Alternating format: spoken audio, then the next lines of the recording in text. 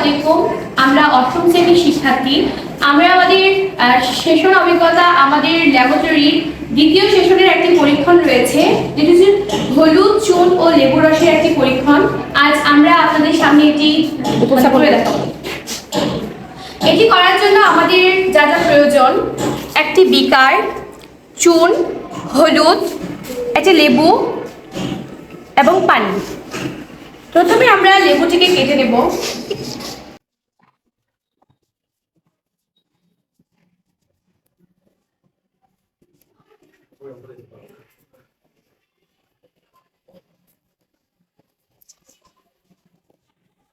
আমরা একটি বিকারের মধ্যে পরিমাণ মতো প্রথমে পানি নিয়ে নেব।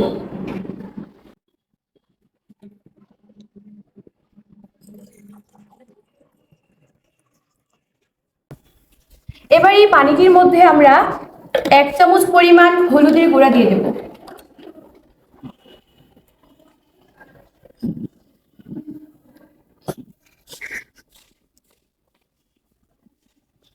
এবার এটিকে আমরা ভালো করে মিক্স করে নেব। এখানে আমরা দেখতে পাচ্ছি এটি হচ্ছে হলুদ কালার হয়ে গিয়েছে। এবার এর মধ্যে আমরা 1 চামচ পরিমাণ চুন দিয়ে দেব।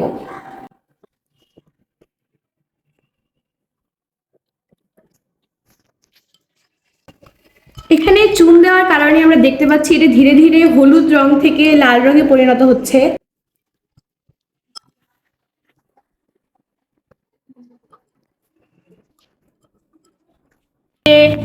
লাল রং হয়ে গিয়েছে।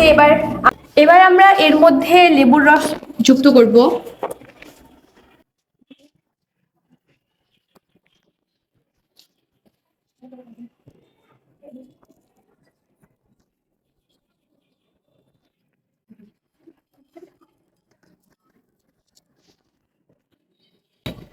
এখানে দেখতে পাচ্ছি লেবুর রস দেওয়ার কারণে এটা আবার তার আগের রূপে চলে এসেছে। তো এবার আমরা আমাদের অনুশীলনী বইয়ের যে ছকটি রয়েছে সেটিকে পূরণ করে ফেলি।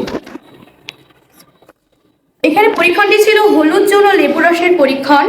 তো পরিবর্তনের নাম ও এর পক্ষে যুক্তি। এখানে প্রথমে আমরা পানির মধ্যে হলুদ দেওয়ার কারণে সেটি হলুদ রঙে পরিণত হয়েছিল। তারপরে যখন চুন দিলাম তখন সেটি লাল রঙে পরিণত হলো।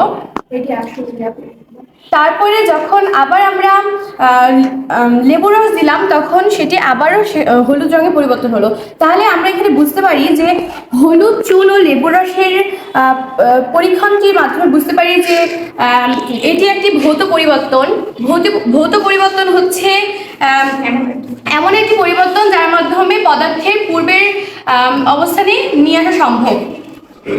আমরা এইভাবেই আমাদের পরীক্ষণটি এখানেই সমাপ্ত করলাম। ধন্যবাদ।